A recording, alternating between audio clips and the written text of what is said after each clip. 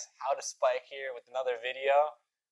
Today we're going to dive into the different types of measurements you can use when giving commands to your robot in Spike. And it's really important to understand what all these measurements are, so that when you're telling your robot how to move, you know exactly what you're telling it. So let's get right into it. Alright, so as usual, when you get right into your Spike Prime program, you have the blue and the pink blocks here on the left, and those are your moving blocks to do all of your movement with your motors. So that's where the measurements that we're learning today are going to be. So I'll just grab a block from each, just so we can look at the different options for each of them. The default option is rotations. You can see that it's over here. If you want to change any of these default options for this, for like units of measurement, or really anything, like which way you want to turn it, you can change that here, so that all future blocks that you drag out of that type will be that. You can always change it back to whatever you want it to be. So let's talk about this first one, the most basic, which is rotations. So one rotation is a complete turn of the motor. So if you imagine the motor being a wheel, right? Well, the motor is attached to a wheel. If you pick one point on the wheel, and the wheel spins, so you have your point, and that point spins all the way around. When it gets back to the same spot, that's one rotation. So that's like, you can also picture that being yourself spinning one time around. So like doing a 360. I'm sure you've heard that before. So that's one complete rotation. And then you can change that to however many rotations you want. It's like if you want to go 4 rotations forward, you can put that in. One great strategy for figuring out how far you want to go is to roll your robot, like push your robot across the mat and count how many times it turns, and then how many times the wheel turns, and then just put that in for how many rotations you want to do. And then you can make small changes to that to make sure that the movement is right. And just be careful that you know that a rotation is a lot of distance, because just one spin of the wheel it's a fairly large amount of traveling. So if it's just a tiny bit off, don't change it by a whole rotation. Don't make it like 5.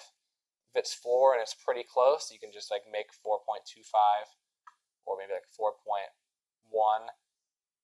Small changes in rotations will have fairly big changes on how far your robot moves on the field. So that's the first unit of measurement. The second unit of measurement that we're going to look at is seconds. So that's on both motors and also movement. So seconds is pretty self-explanatory. It'll spin the motor for that long of a period of time. I prefer not to use this unit of measurement, just because depending on how fast your motor's going, it's going to change how far the motor moves. So when you start doing a program, you have your motors, say you set your motors to 50% speed and you're going for 1 second, you go a certain distance, but then maybe you figure out you need to do it in less time.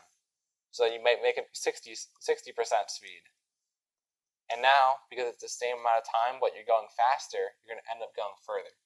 So I'd recommend against using seconds, but it's always there as an option if you want to. And then there's also centimeters and inches you can choose. That's not for the blue motors, but that's for distance, traveling. So that's why it's for the movement. When you do this, make sure you grab one of these blocks. It knows how far it knows this distance, but it's always good to put it in. So what this does is it tells the motors how much distance is traveled in one rotation of the wheel. So that way, when you tell it to move a certain number of centimeters, it knows how many rotations it needs to do to get that distance. So if you tell it to go 17.5 centimeters, it knows that because one rotation is that many centimeters, it only needs to do one rotation. And it does that math inside of its brain for you. And that does the same exact thing with inches too. So just make sure you look at what your wheel, look at your wheel. You can Google how far, how many centimeters or inches moved one rotation is with that wheel you're using, and that'll set you up well for using inches and centimeters. And so when you use inches and centimeters, you can just grab a ruler or a measuring meter stick and hold it up onto the field and see how far something is away to get a general idea of how many inches or centimeters you need to tell your robot to move. And just in case you don't know, an inch is about the length of like a segment on one of your fingers, and then a centimeter is a little bit under half of that. So an inch is bigger than a centimeter, so just make sure that you know how large each of those units of measurement is. Just pull out a ruler and look at it, so then you can get an idea of what that looks like. And then the last one is, the last unit of measurement is degrees. So let's take a look at that a bit deeper. Alright, so to teach you what angles are, I've hopped into an online protractor. And what a protractor is it measures angles. And it measures angles in a unit of measurement called degrees. So, what is a degree? So, in a full circle, you can imagine the full circle going around. This is only half of a circle. It's split up into 360 little ticks, each of those little ticks being a degree. So in half of a circle, we have 180 of these little ticks. So all these little lines is 1 degree. And it counts up in either direction. So when you tell, say, if you want your motor if you want to drive forward, say 1 full rotation, that's the equivalent of telling it to go forward 360 degrees, because you're telling it to go 1 full spin, or 360 degrees. So, if you wanted it to move, if you want, say, your arm to move a certain amount of degrees, and if your arm is straight into your motor, if you tell it to move 90 degrees, it'll go from being flat to being perfectly vertical, or being straight up and down. You see 90 degrees. Or if your arm's moving side to side, it moves from your left side to right in front of you.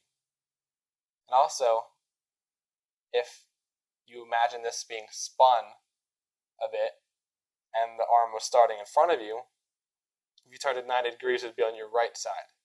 So, just imagine this little image when you're thinking about degrees, when you're telling your arm to move a certain amount of degrees.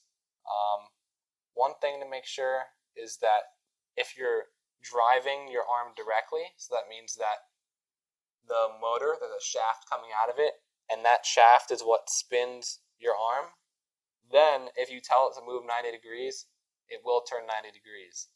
But if you have gears between your motor and your arm, so that's in the base robot that you saw me use for the attachment video, that has it's what's called a gear ratio. So if you tell it to move 90 degrees, it won't move 90 degrees.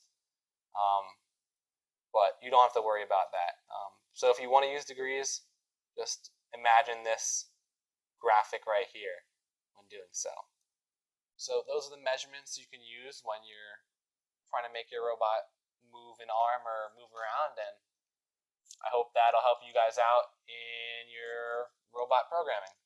And I'll see you guys in the next video.